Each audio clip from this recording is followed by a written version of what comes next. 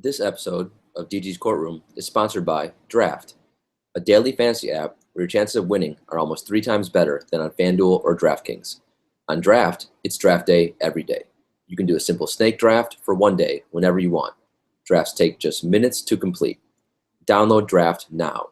Be sure to enter the promo code DFBPOD when you download to get a 100% deposit bonus. And with that, we are off. Welcome to the show for Wednesday, January 4th, 2017. Only a 7-game slate on tap for Wednesday. Normally on Wednesday, we get like a 10, 12, 14-game slate.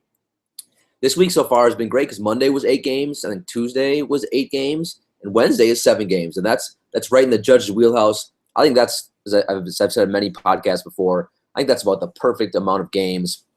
Not too much information, so, it gives us it is enough games so we can differentiate lineups, and it's not too much information that we can't analyze all of the games in a very thoughtful, meaningful way. So I'm very pumped for this slate. Tuesday did not go the judge's way, but I've been on a really hot streak. So I knew I was going to have a down night. Anyone who says they win every night in DFS is just a flat out liar. It's just not feasible. All you can do every day, trust your process, put the right plays on paper in, and hope the guys do what they're supposed to do on the court. But that doesn't always happen. So not the best day in the world for the judge on Tuesday, but not terrible either. Just a lot of my guys didn't go off, and other guys performed better. But that will happen. Before we jump into the chambers and talk about the slate for Wednesday, and of course the dream killers and the dream lovers for Tuesday, first let's talk about our lovely sponsor, Draft. Now, as many of you know, we're starting the judges' chambers on Draft. We're basically we're going to do like snake drafts every day. But I started a league. The judge has never created a league, and as you guys probably can tell, I'm not IT savvy, or even when it comes to apps. So I'm working now behind the scenes with the people from Draft, and we're developing kind of the best way to do the judges' chambers. So unlike FanDuel, who refuses to allow me to have more than 20 people in chambers and who won't barely respond to my requests, I'm tempted. You know what? One day, all of us, everyone who listens to the Judge and the Glorious podcast, all of my savvy listeners out there, we should all just boycott FanDuel and go to a different site. And maybe then they will take us seriously. A lot of times the customer service there is like a lot of their just overall decision making that they have is pretty piss poor, and it's super annoying. Anyway, with that said, the people at Draft are not like that, so they're working with me, and I think like in the lobby we might actually get a glorious like banner or something that says the judges' chambers. But don't worry, I will keep you updated. And the second that I think I already invited a bunch of you to the judges' chambers. We have like a quote unquote league already started, and I will continue to invite more and more of you. And so if you want into one of the leagues, just let me know. I'll try to get you in. I'm still working out the details behind the scenes, but I expect that to start in the coming days, and I will keep you all posted. It's going to be a lot of fun because, like I said, just snake drafts are every day around like 6, maybe 5, 6 p.m. Eastern time, and they're real fast, only 5 players. So, it should take 5 minutes or so. It's going to be good times. If you are really struggling in DFS and you want a 30-minute consultation with the judge to go over some more macro-level concerns you may have regarding strategy, roster construction, make sure you're entering the right contest because the judge will hammer you on that. I will have the gavel ready. I will be going objection when you tell me what you're entering, and we can really, we can really develop kind of a personalized plan to get you back on track. So if you want a consultation with the judge, you can holler at me via Twitter at DanielAGreen1, or go to the website dgcourtroomdfs.com, and we'll try to get you straightened out. Other than that, let's talk chambers for Tuesday. As you know, chambers is the daily tournament right now that we are running on FanDuel, and I definitely do want to start opening up chambers on DraftKings as well.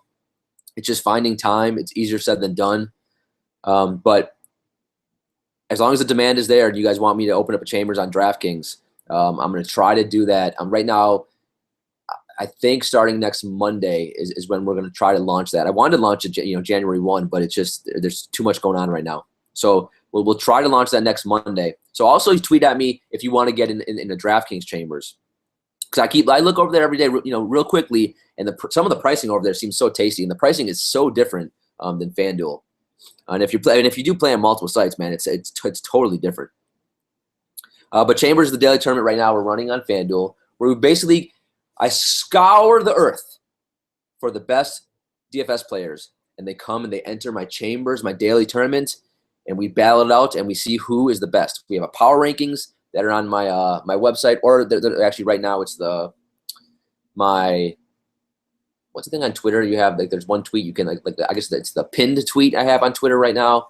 Also, if you go to the website dgcourtroomdfs.com and just click on power rankings, real easy. You can see who right now is I think I have the top 10 ranked. You can see those. So it's just really good times, a lot of fun. We have guys who are pros to guys who are basically really new to DFS this year. So the spectrum is pretty far-reaching and wide, but it's a lot of fun. And it's a great way for all of us to interact. All of us who listen to the pod, follow me on Twitter, and we're basically a small community.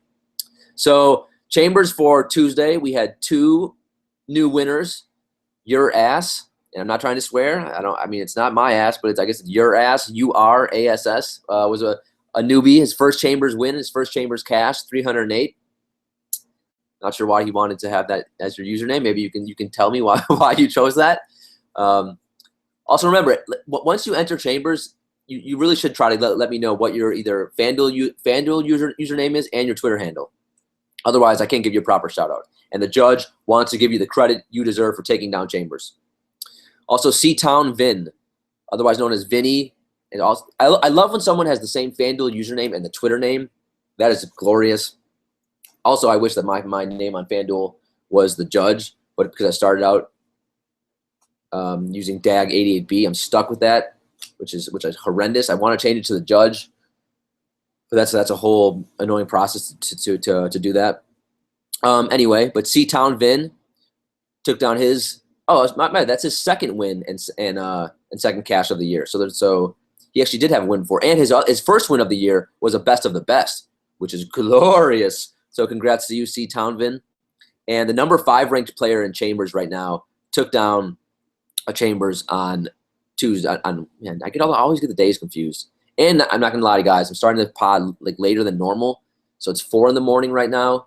So dear God. So yeah, if I say some things wrong, get some teams wrong, get some players wrong, it's because it's just so dang late. But WTBA, who's the number 5 ranked player in Chambers, got his 3rd win of the year and his 9th cash. So congrats to him. He is trying to claw to that number 1 spot in the power rankings. Also, I want to note for the listeners, I know you guys always you like the smoothie updates. So I got my smoothie, no straw. And first dream killer of the night. It's unbelievable. That's got to be the most important task. When and I ordered on delivery, right? So when they're putting this together, how could you not just throw in the straw immediately? Tomorrow I'm gonna call them and just go berserk. Even though I won't do that because that's not nice. But I gotta find a way. I even in the notes section, I ordered via delivery.com. It's an app. I'm not sure wherever you live. I'm sure you have something similar. And there's a note section or a comment, and I put in there please provide straw with 30 exclamation points. So I don't know if they're doing this on purpose to me, but either way, this must be rectified because a smoothie without a straw is like Fat Felton without a buffet. It just can't happen. It's just not right. All right. Other dream killers besides my smoothie without a straw for Tuesday, Andrew Wiggins. Man, if you were following me on Twitter, you saw me tweeting about this all night. I watched this entire Minnesota-Philadelphia game. Going forward, we all of us have to be careful rostering anyone playing Philly because when Embiid plays, they slow down that pace so much because they go to Embiid every time. And Embiid actually played like crap. He was a mess. He still ended up, he stumbled, bumbled, and crumbled and fumbled into 42 FanDuel points, but he didn't even play well. His usage rate is so high, and he's so big. He lucks into so many. He gets a lot of layups and easy buckets, but down the stretch, he was a mess. And yeah, it was just it was kind of painful watching him play. But anyway, the pace of that game was just brutal. So almost early in the first 6 minutes of that game, I was like, oh no, I was getting nervous for the guys that I rostered in that game. one of those guys that I played a lot of, who I don't like playing for cash, and I didn't on Tuesday, but I don't mind him for single entry tournaments because the minutes are always massive, and for tournaments, obviously, and that's Andrew Wiggins. Plus, Philadelphia is atrocious defending small forwards. So, and Wiggins it's been playing pretty well lately. I don't regret the play. It was a really nice spot for Wiggins. He's a one-trick pony, and he missed every single shot he took. And it was pretty clear early on, once he started missing the shots, he wanted no part of being involved in that game. His head was somewhere else. He was lazy. He was lethargic. He was disinterested. He was the ultimate tin man. He had no heart whatsoever. It was disgusting watching him play. And if you want to go back and look at my Twitter as well, or you can just YouTube it. You can, the game should have went to overtime, and then Philly had the ball with must have been 1 second left, maybe 2 seconds left, and they ran an inbounds play. And of course, Wiggins' man, Covington, got a wide open layup because Wiggins was so lazy going over a screen. It was so pathetic. The ultimate, he was my soul crusher, quite honestly. So he was even worse than a dream killer for me. For a lot of you, I got so many tweets about TJ Warren. A lot of you guys must have rostered TJ Warren because, man, you guys were not pleased at his 3 FanDuel points. And I don't blame you. 3 FanDuel points, that's hard to do. But we can't blame TJ Warren. Earl Watson is the dream killer. He gave TJ Warren, who was coming off a great game, 16 minutes. He just didn't play him. He gave PJ Tucker, for no reason, 32 minutes. I'm not, and I was watching the game. I'm not really sure why he did it. It must have been for defensive reasons, because PJ Tucker can lock people down on the defensive end.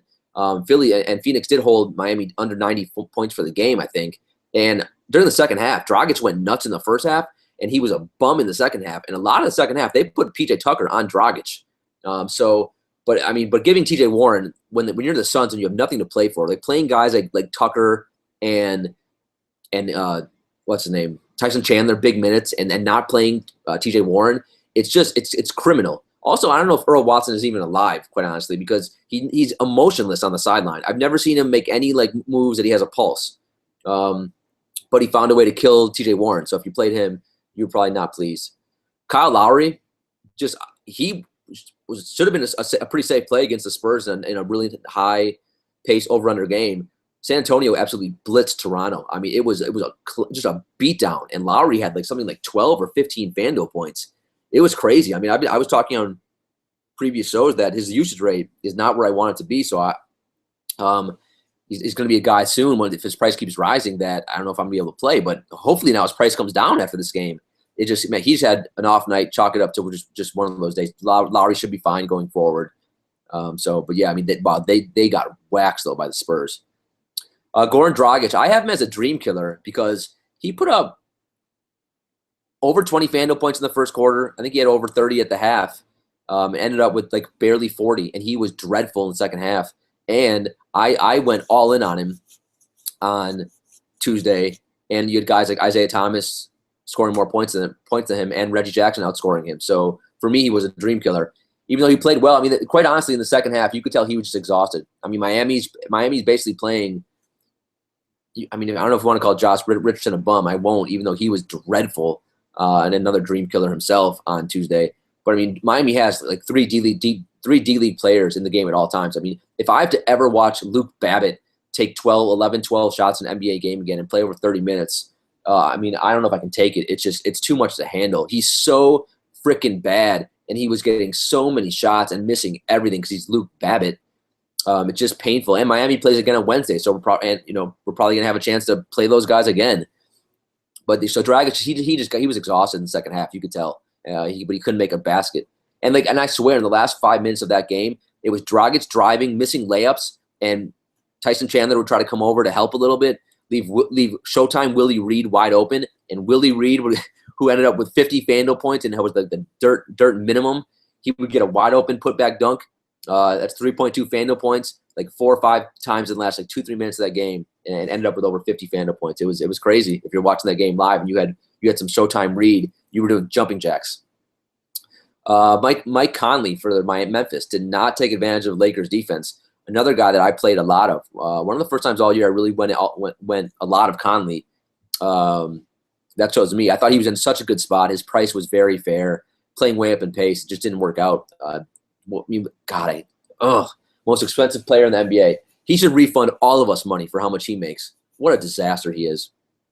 Josh Richardson, the opportunity was there, especially because Tyler Johnson was another dream killer, Tyler Johnson, who was going to play all day long. And then after lineup block, he allegedly has migraines. Why they felt the need not to tell us during the course of the day and waited until after lineup block, I don't know, but that was horrendous. I don't think the migraines all of a sudden started after lineup block.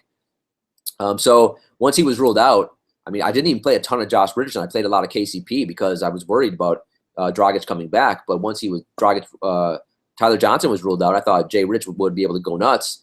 He went back to the guy from 2 weeks ago. He couldn't make a shot. He didn't look confident, and Miami was looking to him to score, and he wanted no part of the ball for the most part and just hidden the corner. Also, you can go and look at my tweets. You can see a couple times where I posted, I think, some videos of him taking some shots. I want to see some of the worst jump shots in the history of humankind. He was shooting and I was ducking in my apartment. It was bad. DeMarcus Cousins, I have as a dream killer.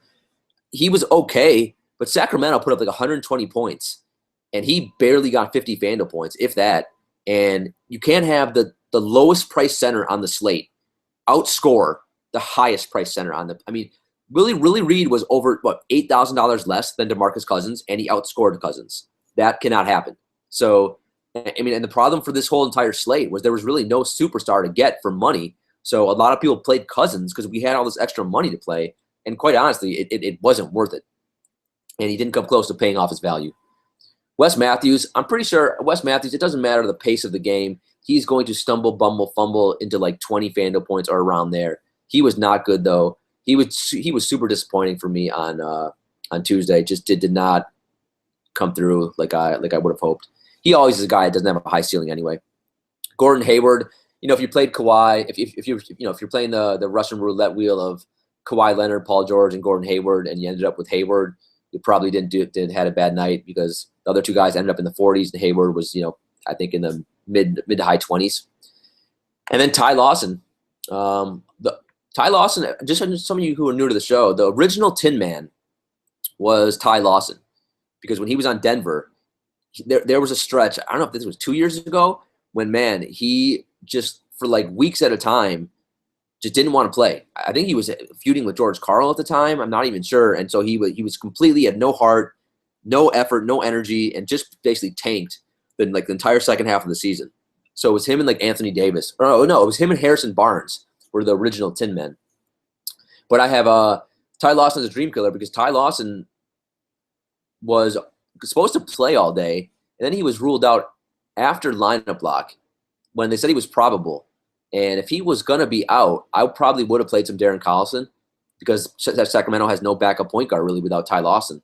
And Ty Lawson got ruled out after lineup block. And then, of course, Collison went nuts. And most of us didn't have – I don't know anyone who played Collison. At least I didn't see him when I was quickly looking through like Chambers and looking at some of the winning GPP lineups. And Collison had, I think, over 40 FanDuel points. So he was a dream lover. Other dream lovers, Showtime Willie Reed. I mean, over 50 FanDuel points. I think he had 22 actual points, 18 rebounds. And I've said this for a while. Tyson Chandler, he shouldn't be getting minutes anyway, but he's not good defensively. He's just not. I mean, if you look at the advanced analytics, he's not good. He's not good. Rebounding, his rebounding rate is not very good. I mean, I guess if you talk about rim protecting, I mean, did he force Dragic into missing some of those layups? Maybe. But Willie Reed was able to get whatever he wanted against Tyson Chandler. And that's Willie Reed.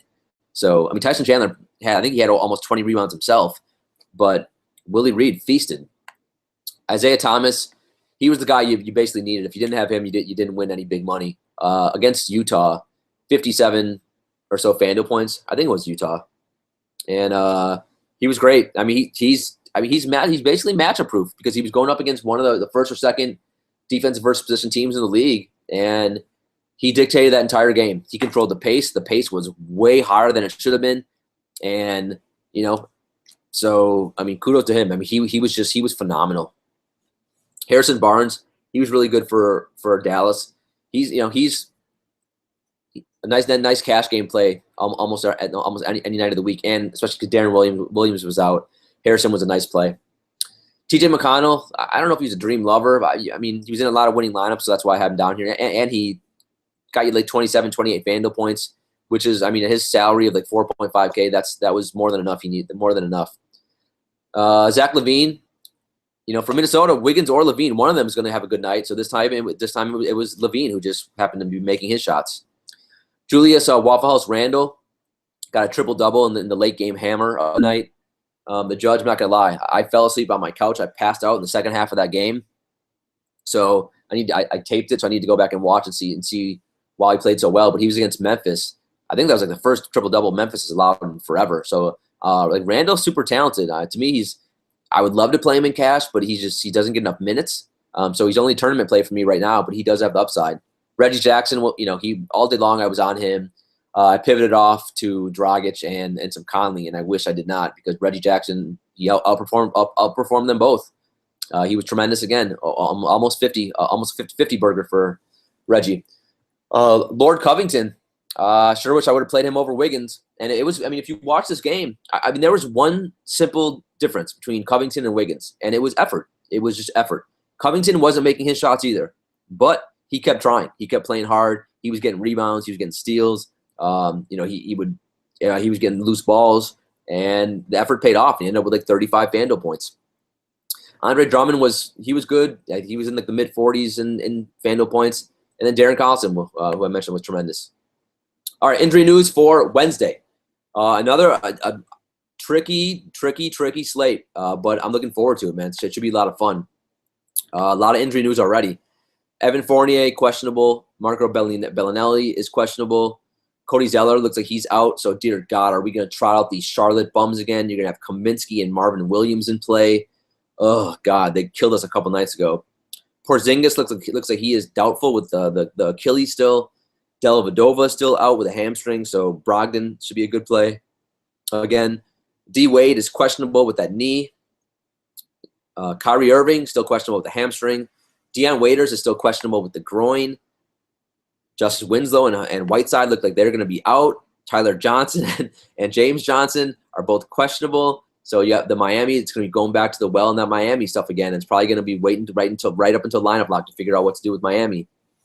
Ty Lawson, questionable. It's great. Sacramento plays again. What a disaster. Damian Lillard looks like he's questionable with that sprained ankle, and Chris Paul questionable with the hamstring. So lots of big important players who we're going to have to monitor the news on Wednesday to make sure to see if they're playing or not. All right, let's go to the over-unders. So because of all the injury news, we're still waiting on 3 over-unders. There are 4. We got the Warriors in play, guys. Oh, dear God. So massive over-under. 224.5 is the over-under. And, of course, they're favored by 15.5 points going up against Portland. I am surprised that there's a line on that game already because Lillard is questionable. I mean, if Lillard plays, you think maybe the Golden State would be favored by maybe 12 and not 15 or 16. So the fact that there's already a line and the spread's that big makes me think that Lillard's not going to play. But we obviously have to monitor the news. Look, Golden State was an 18-point favorite against Denver 2 games ago. That game stayed close the entire game, and everyone on Denver ended up having really nice nights. So a 7-game slate, you could take a couple different approaches. One approach is obviously you can just say you're going to fade the game and hope Golden State blows out Portland, and then and none of those guys hit value. Other approach is basically just pretend that Vegas, the actual line doesn't exist, and the over-under is still there, and it's going to be a fast-paced game, and everyone's in play, and the game stays close, and all those Portland guys then become elite plays. Guys, Portland playing way up in pace. McCollum, obviously, especially if Lillard is out, and then you could even play Crab. You got Evan Turner. You got Plum Dog you could play, and then you got the 2 bums, Harkless and Aminu, who I love to target in fast-paced games. So they become suddenly pretty interesting guys if that game could stay close. Then you got the Bucks at the Knicks. This game should be a lot of fun with Giannis and Melo. I guess Porzingis, I don't think he's going to play. But that's a nice game to look at. Oklahoma City at Charlotte, 209 over-under. Even though not the best over-under in the world, we have Westbrook and Kemba. I'm going to love to stack that game a little bit. Then in the lowest game of the night in terms of over-under, Atlanta-Orlando right now. But I have a feeling when the over-unders finally come out, that Miami-Sacramento game, where you have two teams playing super slow in pace. That's going to be a really bad over-under, as well as Memphis at the Clippers, because it looks like, especially if Chris Paul is out, that's another one where you have two teams playing really slow pace. So you could honestly just – and the problem is there's so much value in Miami. It's hard to not play any of those guys. But, I mean, there's going to be some ugly, ugly games for over-unders. All right, teams playing up in pace. The judge likes to target those. There's really only one team when I look at significantly, and then I looked at projected pace that I want to target, and that's Portland, which we already talked about a little bit, playing Golden State. Also, Charlotte's playing up in pace a little bit against OKC. Orlando a little bit against Atlanta, and the Bucks against the Knicks would be the four teams I look to the most. But really, Portland's the only one that I wanted that I really, really am a little bit excited about. Let's go right to the plays, man. We could talk about some defensive versus position, if that comes up during the course of certain players. So we do have OKC on tap. So what does that mean? The first choice we have to make is do we not play Russell Westbrook? The good news is the prices come down because the last 3 games he's been, for him, really bad. Even though one of those games was a blowout, he was on pace to hit value. But 48, 55, and 25. At his price, he's really got to get a 60. And he was doing that consistently before this, little last week or so. Kemba, not the best defender in the world. And Charlotte gives up the middle of the pack in defensive first position. Westbrook, fine for all formats. I mean, we've seen it lately. You do not have to pay up at point guard to cash and take down GPPs and to win big money. And point guard's loaded every night, especially when there's a decent sized slate, and it's a really tasty position on Wednesday. So you don't have to play Westbrook. I probably will do it in cash games. At least right now I'm doing it because I did find the value when I initially went through the plays, but you don't have to. In tournaments, you can play him or you cannot. I mean, if you fade him, you hope he doesn't give you, go off for 80, 90, something like that. But if he plays and only gets 60, that's fine. You can still make up for it. But in cash games, the judge just likes having that easy, nice, safe 60 points, and then I only got to choose eight other players. Kemba Walker's another really good spot. I love attacking Westbrook because he exerts so much energy on the offensive end with his 46% true usage rate that defensively he's just not that good, and he gives up about the 8th most FanDuel points to opposing point guards. Kemba has been coming on. The prices would come up a little bit, but it's back to being, it's not the Charlotte Batums right now. It is back to being the Charlotte Kembas. Do we want to say Charlotte Walkers or Charlotte Kembas? I don't know. We got to work on that, but. Really good spot. I love everything about this game for Kemba. I love Charlotte playing up in pace. The price is fine. I love Kemba Walker's almost 31% true usage rate. And I love the fact that he's coming off 56, 47, 37 FanDuel points. So super great spot. If you want to use him in cash, you can do it. You can save 3.4K. That's a lot of money to save if you want to use him in cash over Westbrook. And in tournaments, I love the fact of playing a Westbrook Kemba Walker lineup. Steph Curry, this buster, I want no part of him for the most part. Whatever, I'll stack this game and I'll throw him in one lineup or so. But even last game when Golden State Denver stayed close and he played 35 minutes, he had 30 FanDuel points. He's got to give me 40. He's done that twice in the last 10 games and barely. So I mean, where's the Steph Curry explosion? We used to last year 50, 60, 70. The last time he's occasionally will give you a 40 this year, but he hasn't given me a 50 FanDuel point night since November 26th.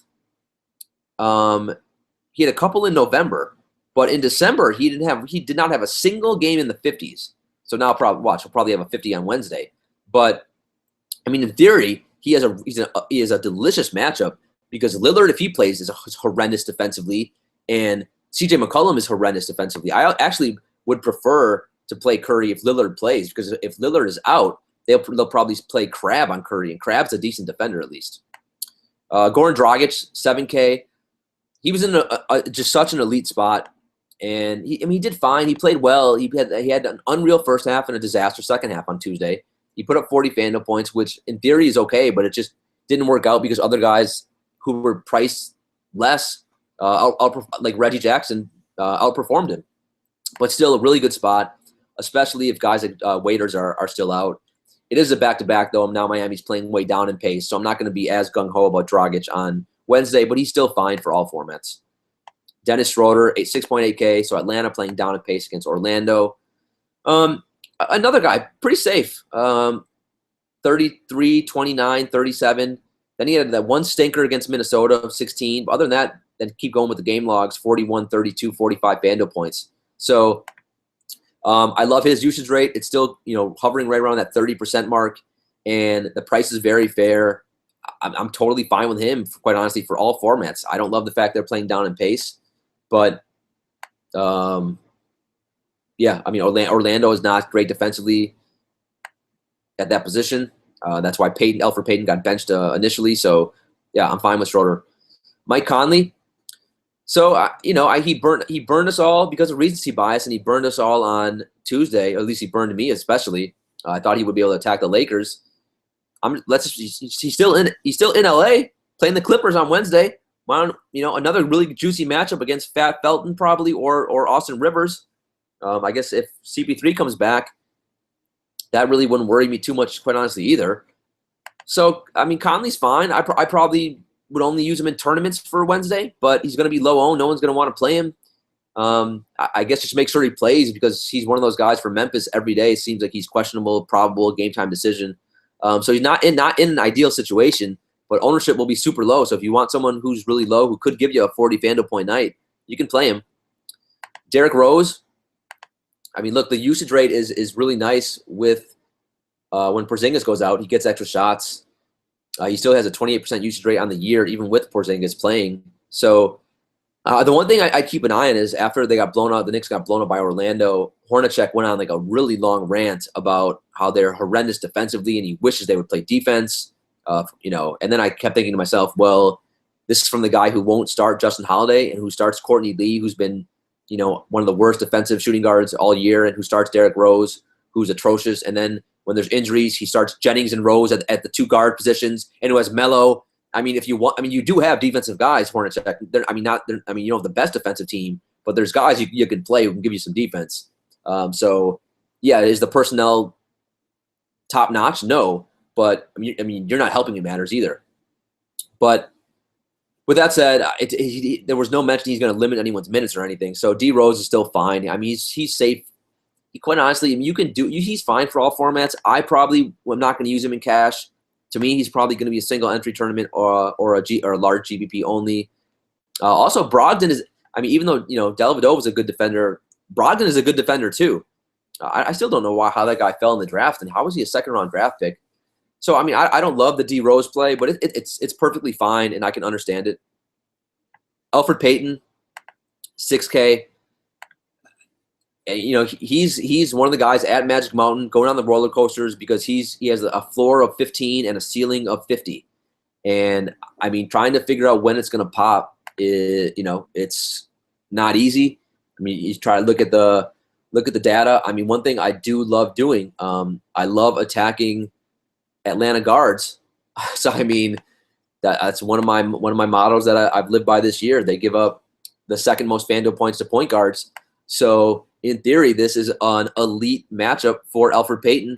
I'm pretty sure he started the second half over DJ Augustine because it's DJ Augustine and he should not be playing ever. So yeah, I will play some Elf. I know the holiday, I know Christmas is over, but maybe I can bring it back the first week in January on Wednesday. Tyler Johnson, if he plays, I think he'll be fine, especially on a back-to-back. He should be relatively fresh while the rest of those Miami guys are going to be exhausted, and they need Tyler Johnson. So he's safe for all formats if he plays on Wednesday. MCW, 4.7K. He another guy. I mean, you could. This paid off for me last week. I went Brogdon MCW, and I made hundreds and hundreds of dollars. I don't know if it was thousands that night or hundreds, but it paid dividends, and you could easily make an argument for it as well again on Wednesday. you just got to hope Westbrook doesn't go off for like 80, 90 FanDuel points if you do that. But MCW, 4.7K, the price has come up a little bit, so that makes me a little uneasy. And I don't think this – I mean, as I mentioned before, if Wade plays, and I think Wade's – I don't know if I mentioned him in the injury news or not. I think he's questionable. If Wade plays, I don't love MCW as much because the Bulls don't need a point guard. They can play – first of all, they have Jerry and Grant. They have Isaiah Cannon. They still have Rondo, by the way, I guess technically. And, like, if MCW doesn't get off to a good start, they'll just let Wade and Butler handle the ball in the fourth quarter and play McDermott or Mirotić and space the floor. So MCW's minutes aren't – even though he starts, he easily might only get 24, 25 minutes. If Wade's out, then I think MCW becomes a really, really good good play for all formats. If Wade plays, I think he's still okay. I'm just not as high on him.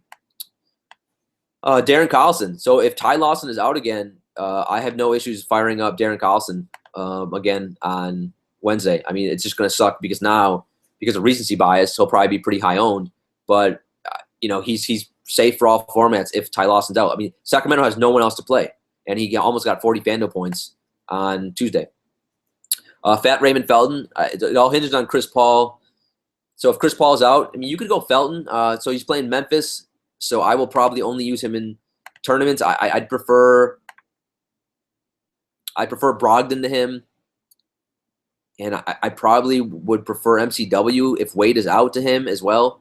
But Felton had 30 FanDuel points last game, 37 minutes against. Now, granted, that was against Phoenix, so super fast-paced game. This is Memphis, polar opposite. Brogdon, 4.4K. Yeah, he's basically a lock and load for me right now in my cash games. He had a bad game for him right now, starting at versus OKC. Although he played tremendous defense against Westbrook, had 20 FanDuel points. He's going to get mid-30s in minutes right now with Dellavedova out, and he's capable of giving you a 40 FanDuel point night. He'll probably end up in the 20s, maybe 30s, but at 4.4K, even though the price come up a little bit, he's safe for all formats.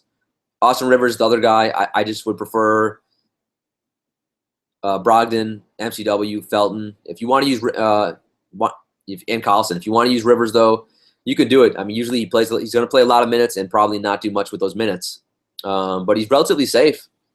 He'll probably somehow stumble into 20 FanDuel points if Chris Paul's out.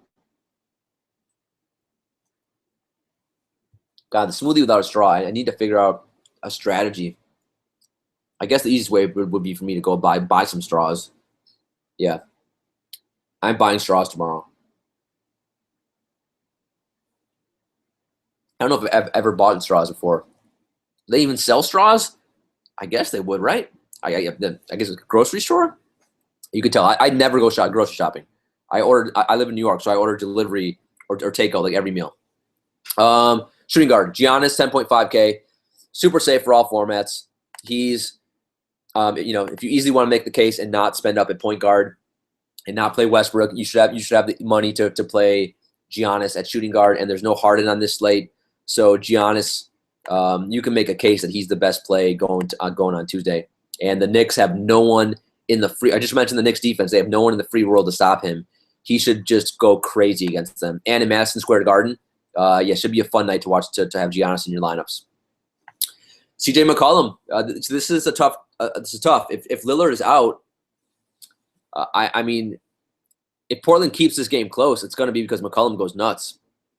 He's 8K. The price is very fair. He's coming off a 59 FanDuel point night. It's all about can Portland keep it close. So I probably am not going to play him in cash.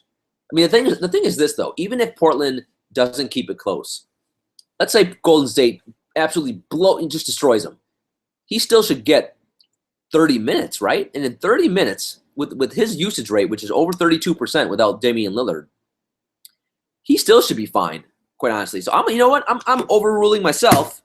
Where's my gavel? And I think he's safe for all formats. It's a little risky for cash, but I'm fine with it, and I will use him in some single entry in large tournaments for sure. Nick Batum, 7.8K. So he's been so good that when he put up last two games 33 and 34 for him, that's been like bad because he basically had a string of like a week and a half of like all in the 40s and close to 50. But it's another guy, super safe. I mean, if you want to pivot off of CJ McCollum because you think that game's going to be a blowout and you do not think he's going to hit value, you could easily go to Batum. The one thing I'll say here is Oladipo is back for OKC, and Oladipo is a really, really good defender. So that would, maybe worry me a little bit, although Batum's not scoring dependent. He fills up the stat sheet, so I'm not worried. I'm not overly concerned about it. Batum, safe for all formats again. And I think he'll be low owned on this slate because you have guys like Westbrook and Giannis and some other superstars coming up like Cousins again, Cousins in an elite matchup against Miami, and Showtime Willie Reed. Cousins should get like 40 rebounds on Wednesday. So, but Batum will be overowned because that price range.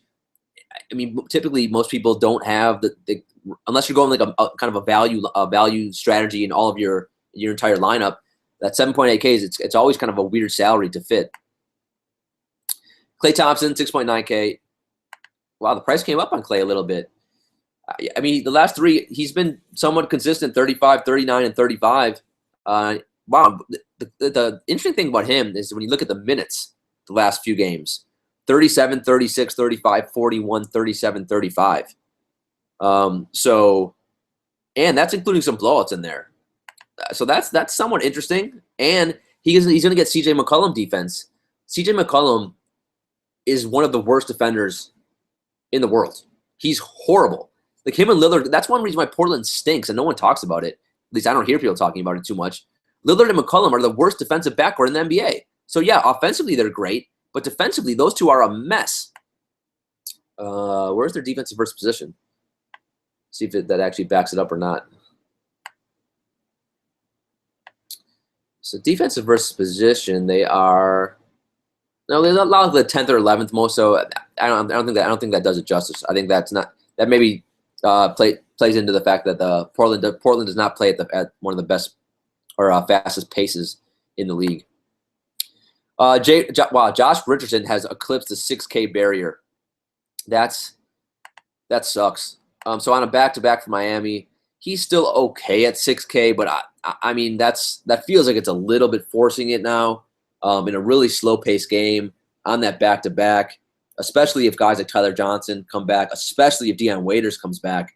I don't want to pay 6K for Josh Richardson, but if those guys are still out, maybe I'll still play him in a couple lineups, but that's pricey for him. I mean, you can easily just pivot off of Josh Richardson and play Oladipo, 5.4K. We're getting him at a bargain. I mean, this is way too cheap for Oladipo. Those two guys should be reversed in price. Jay Rich should be 5.4K and Oladipo should be 6K. This price makes no sense to me. Yeah, I know Oladipo was out for a while, but talent-wise, he's a 7K player. He was playing well before his injury. Last two games, 30 and 21 FanDuel points, and most importantly, 35 minutes. The last game against the Bucks, and he looked good. So I like to target guys when you're getting them at bargain price, and you need to play them a day early rather than a day late. So let's jump on the Oladipo train on Wednesday. You could even do a Westbrook Oladipo pairing. I know that's a lot of people don't like doing that, but this price is just too cheap for Oladipo. And I'm a big fan of him for Wednesday. And shooting guard's not that great. So after him, you got to go under 5K. You got guys like Tony Allen. You got my boy Jody Meeks, who you could play. You have Jamal Crawford, who's going to be a tournament play for me if Chris Paul is out. Corver, Temple, Ellington, Redick. I mean, Jeremy Lamb. All those guys are fine, but it's if you're playing those guys, I mean, you're basically and you got what's his name, Crab for Portland, and then they got Jordan McRae for Cleveland. So I mean, look, you have like I just mentioned like 6 or 7 bums. I mean, you can play any of those guys, but if you do it, you're going to be sweating the whole night and praying they go off, or you can be a little safer, play some Oladipo and a Giannis, or play a Batum and Oladipo, just a nice super safe. Or you can go if you want to or you can go CJ McCollum and Oladipo, or it's just you don't have to play even though those bums are there. On this slate, we don't have, there's not. I don't think you need like 2 or 3 superstars in your lineup, so I don't think you need to force the value. Granted, in tournaments, absolutely. I mean, play some Lambs, play some guys like Temples and Ellingtons and Jody Meeks. But I just don't think I don't think you need to do it. All right, small forward. LeBron, obviously, if he plays elite, he's gonna play. I don't know why it says game time decision on FanDuel. He should play. Everything right now says he's gonna play. So he's fine. I mean, the one thing that's been funny to me is I've watched Jimmy Butler get torched defensively a few times this year, and so Chicago's playing Cleveland. Chicago beat Cleveland the first time they played. It's one reason I think Wade's going to try to play if he can, because Wade loves playing against LeBron. But LeBron's fine, especially if Kyrie is out. LeBron's safe all formats. Jimmy Butler defense does not scare me one bit, especially because Jimmy Butler is doing so much offensively. Defensively, I think he just can't be, as elite as he was in prior years. Kevin Durant, tournaments only for me. It's just, even if that game stays close. I mean, this is the problem. Against Denver, the game stayed close for Golden State, and Curry had 30 FanDuel points, and Durant had 30 FanDuel points. So I just can't trust it. I mean, yeah, is it for tournaments? Absolutely, but cash games, no, thank you. Jimmy Butler's price has skyrocketed to 9.3K. I'm pretty sure he was like 8K like a week ago. But if you have an 81 FanDuel point night and a 64 FanDuel point in about a week span, then your price is going to skyrocket. So 9.3K. If Wade comes back, yeah, I don't really want to pay that price. If Wade's out, do I even want to pay that price? Not really. That's super expensive. Chicago does not play at the fastest pace in the world. I mean, you can still do it. I mean, if I had 10 lineups, if Wade's out, I probably play him in 3. If Wade's in, I probably play him in like 1, maybe 2. That's just so pricey, and he's coming off that monster game, so recency bias didn't play. The over-under is not going to be that great. So all signs point to me not having a ton of Jimmy Butler exposure. Although I'll play him a little bit. Carmelo, 7.5K. Man, I need to make a list of who's been a dream killer the most this year. Melo's got to be in that list. I sad to say, but Melo, I mean, he's getting too old to be at Magic Mountain with me, but he's there. I don't know if Lala would let him go, but I mean, he's had so many games in like the 11 and 17 and 24. It's just when he plays and he gets his full allotment of minutes, he's still really good because his usage rate is still delicious. It is. Where is it? Where is Carmelo? Why is he not here? Is Carmelo a power forward on DraftKings? I don't think so. Let's see. Carmelo. Sorry, guys. 29% usage rate. That's still really good. That's still upper, top 20 in the league in the NBA. So, look, you could save $1,800 if you don't want to pivot off of Butler, get some Carmelo if he plays in a good spot against the Bucks. And look, I know you guys probably don't want to hear safe for all formats, but as long as he's playing, and especially if Porzingis is out, he's safe for all formats. Wow. Small forward, you take a massive hit once you get after Melo because you go down to under 5K guys. Then you got Evan Turner, Mo Harkless for the next 2 guys. Evan Turner, like I would love to play me some of him. If that game can stay close, he could give me a 30, 35 FanDuel point night. But the problem is they're still not using him properly. I'm not like I've watched every Portland game since Lillard's been out. Like I wish that he's getting 30 minutes, but he hasn't been as aggressive this year, and I'm not sure why. So it's hard to fall in love with that play. I do love the fact they're playing way up in pace. I'll play a little Evan Turner. If I have 10 lineups, I'd probably play him in 2. Harkless, if between Turner and Harkless is going to get probably more minutes, and he's got a safer floor but a lower ceiling. So if you want to play Harkless in cash, though, on Wednesday, I think you can do it. He should somehow stumble his way into 20 to 25 FanDuel points, even if it's a blowout. MKG 4.6K. Yeah, so MKG, Marvin Williams, Frank the Tank, they all destroyed us against the Bulls on, I think it was Sunday or I don't remember what day it was. But he's the man without a usage rate, so it's just hard to get excited about these guys. His usage rate is 16%. Sorry, that was giving him too much credit. That's Mo Harkless. I mean, MKG is 14.4%. That's even worse than Otto Porter. So you can do it. Charlotte's playing up in pace. He's not scoring dependent, so that's why the usage rate is not a killer. But is he gonna give you a 40 FanDuel point night? It's super hard to see that happening. I think the ceiling is like 30. But for cash, it should be okay. I mean, he should find a way, similar to Harkless and on Wednesday, he should find a way to give you 20, 25 maybe. Aaron Gordon. So the difference between Aaron Gordon, MKG, Mo Harkless is that Aaron Gordon actually, when he plays, his minutes aren't as consistent, but when he plays, he actually gets to shoot the ball a little bit. And his usage rate is 20%. Now, compared to Harkless and MKG, that's phenomenal. He's coming up. I mean, he's had a couple games close to 40 in the last week. He's also had a game of 10. So another guy, not super safe, not a guy I normally like playing for cash, but for single entry tournaments and for GPPs, Orlando playing up in pace, I think he's okay. Then you gotta dig deep and you gotta throw some darts if you want to get crazy. You can the Bays is still there. Kent Bazemore 4K. He's still starting. Only got 19 minutes last game. That wasn't good. Matt Barnes, if Gay's out, 14 FanDuel points with 28 minutes on Tuesday. That was not good, but in theory, he's in play. My sneaky ninja again is going to be Doug McDermott if Wade's out. If Wade plays, McDermott, you can still play him, and he can somehow try to get you 20, 25 FanDuel points. But again, if you play it, he easily could end up with a 10 FanDuel point night. All right, power forward. Let's see. So Kevin Love, 8.5K. If Kyrie is out, Love gets the biggest jump in usage. It sucked last game out because Love, he came down with food poisoning. I think he's going to play on Wednesday, but he only played like 24 minutes because of the food poisoning issue. He still put up 31 FanDuel points.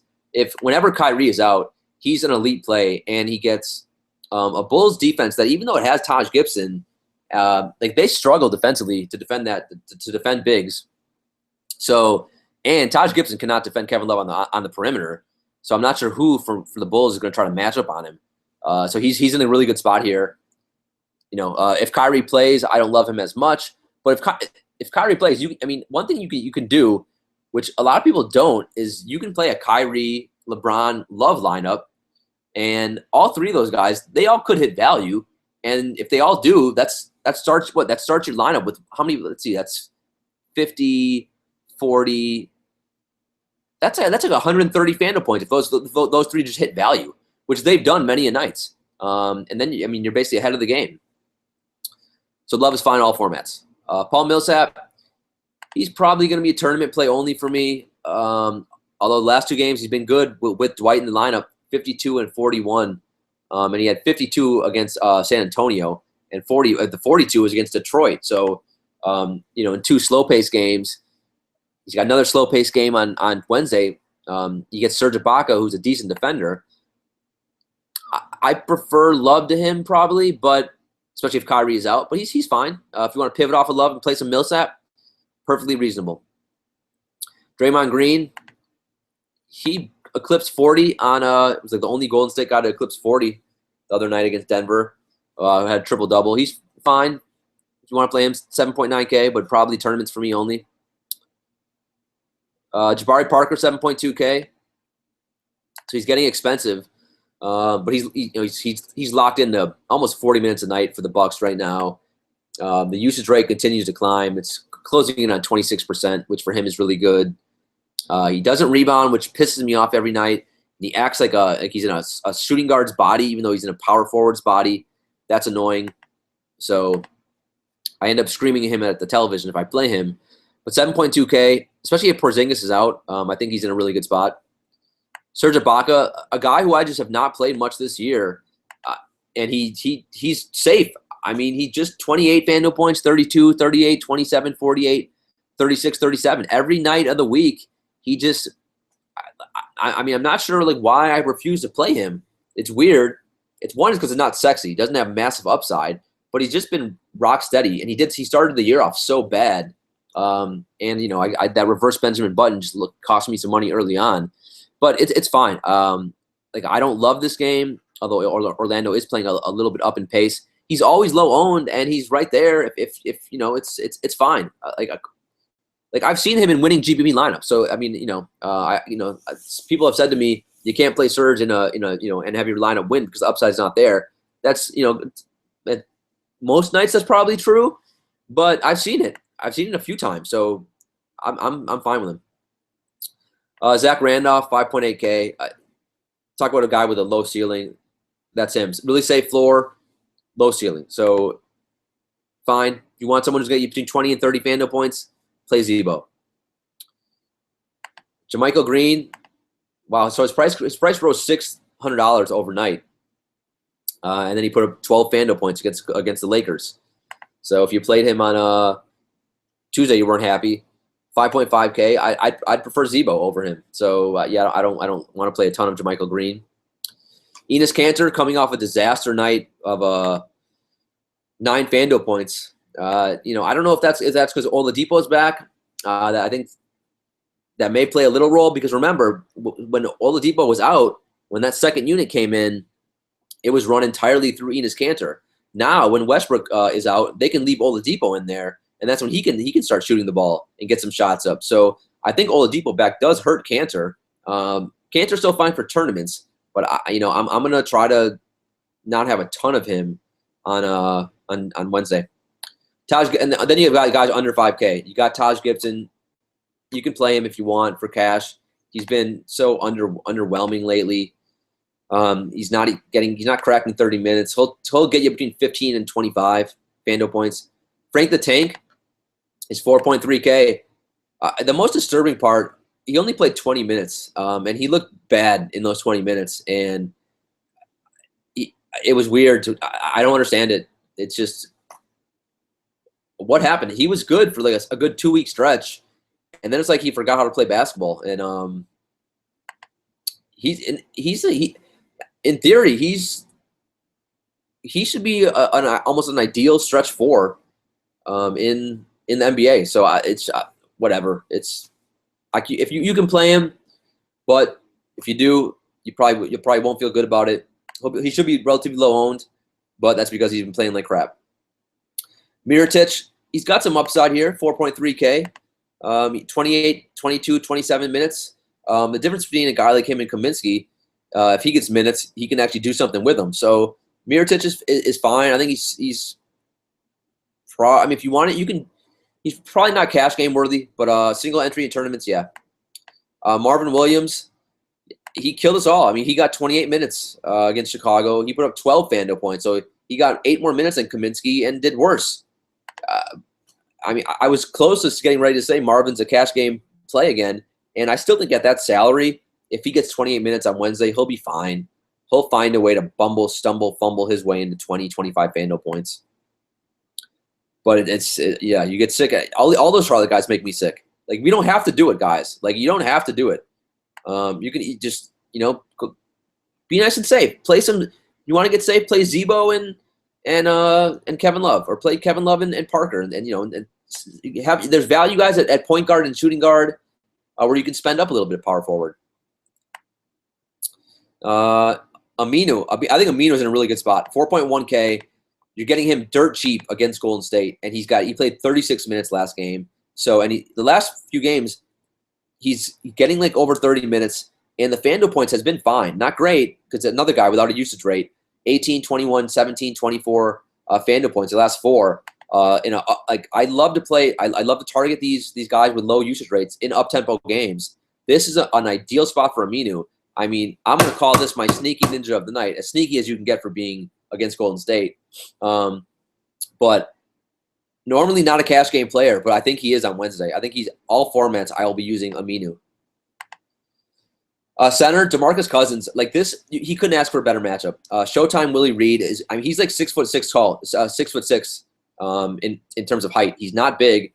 He's not that thick either. He's athletic, but I mean, I've watched every center against Willie Reed, just absolutely just destroy him. With Drummond, Tyson Chandler, there was someone else, and Cousins is better than obviously both those guys. I mean, it is a back-to-back, but I just can't envision him not getting 50, 60, 70 FanDuel points. So Cousins safe for all formats, unless he gets ejected or something because he's crazy. Marc Gasol, 8.5K. Pretty safe play. It's a back-to-back. Make sure he plays. Against the Lakers, he had 41 FanDuel points. With Conley back, his usage rate goes down a little bit, and the price is a little bit higher than I'd want it to be. So I don't love him at that price, but it's fine. Dwight Howard, 7.7K. I love attacking Orlando bigs. Vucevic is one of the worst defenders in the league. Also one of the worst rebounders in terms of protecting his own glass. So Dwight Howard's in a good spot here. He'll be super low owned. He's always like 5% owned, and he's fine. DeAndre Jordan, 7.1K. If Chris Paul plays, I like DeAndre Jordan a lot better. But even if Chris Paul is out, I think for cash games, DeAndre Jordan is just a safe play. Even against, I don't like targeting anyone against Memphis, anyone against Marc Gasol, but DeAndre Jordan's not. We don't need him to score. We need him just to rebound and to block shots. He can do that against any team. So the pace of this game is not ideal, but if you wanna use him in all formats, I think he still should be fine. And I think his floor is around 30 FanDuel points. Not the best ceiling in the world, though, without Chris Paul. Vucevic. 1 second. I need to take a sip of my magical smoothie. So Vucevic is 7K. Everyone sleeps on him. He's always under the radar because he's not starting. And then people just have a tendency not to play someone who doesn't start. But he still gets you 30 minutes a night. And he's getting close to 40 FanDuel points. The last three, 39, 38, and 39. So Vucevic is always a sneaky play who no one wants to kind of get exposure to. The only issue here is he's up against Dwight Howard, who this year, I mean, Dwight's been okay this year on the offensive end, but defensively he's been elite. And I'm trying to look real quickly at the defense first position. And, of course, I can't find it because it's like 5 in the morning and the judge is starting to get sleepy. I'm not going to lie. I need to get alert. We're almost at the end of the show, guys. Only a couple more minutes left. I cannot find Vucevic. I will find this defense first position if it's the last thing I do in life. Yeah, so Atlanta gives out the 4th fewest points to opposing center. So Vucevic, not in an ideal spot here. But tournament plays, you can do it. Plum Dog, yeah, if this Portland game stays close, it will be because CJ McCollum plays well. Maybe a guy like Harkless Aminu plays well. Evan Turner maybe. But a big part of it's going to be Plum Dog. So tournaments, I love teaming up. If you're going to play, don't play. If you play a Portland guy, I wouldn't play one. You might as well play 2 or 3. You could easily do a CJ McCollum, Plumlee, Aminu lineup. And then that game stays close. Those guys could all smash value. Steven Adams, I love to attack Charlotte bigs. And that now Zeller's out. They have the walking 8-foot-tall statue, Roy Hibbert, and then they got the bums, Kaminsky, Marvin Williams. So Steven Adams should be able to gobble up easy buckets in the pick and roll with Westbrook, some easy rebounds, coming off a 41 FanDuel point against the Bucks. So a really good spot for Steven Adams, safe for all formats. Other than that, you got under 5K. You got Joakim Noah, who's been good, and he gets a Bucks team who cannot defend bigs. He's played 33, 29 minutes last 2 games and 30 and 39 FanDuel points. So at that price, cash games, it still worries me a little bit, but he's becoming a guy I'm going to look to in single entry tournaments and in GPPs as well. Tristan Thompson, wow, the man without a ceiling. Honestly, his house just must be super, super cold all the time in Cleveland because he's got no ceiling on it. Robin Lopez is still dangling up for us out there, 4.4K. Occasionally, he's going to give us a 30 FanDuel point night. Granted, he hasn't done that since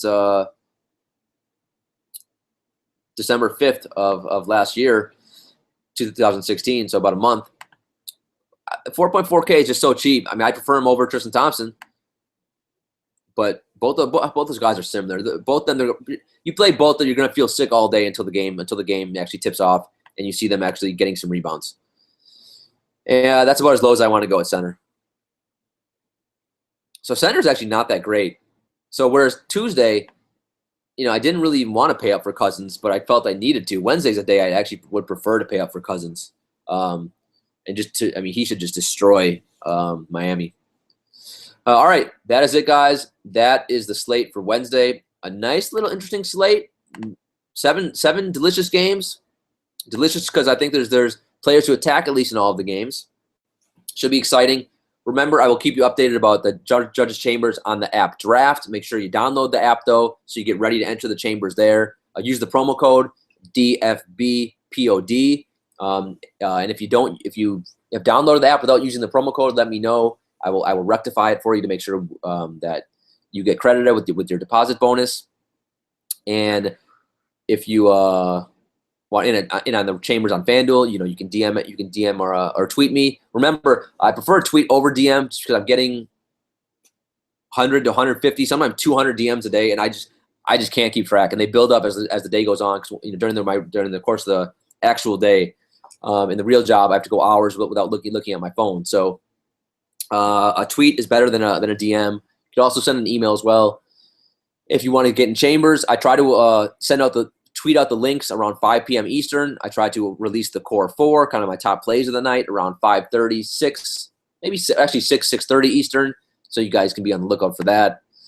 Other than that, hope you made some money on Tuesday, and hope you get ready to dominate on Wednesday and achieve some glory. Until then, the judge, without a straw for his smoothie, says court is adjourned.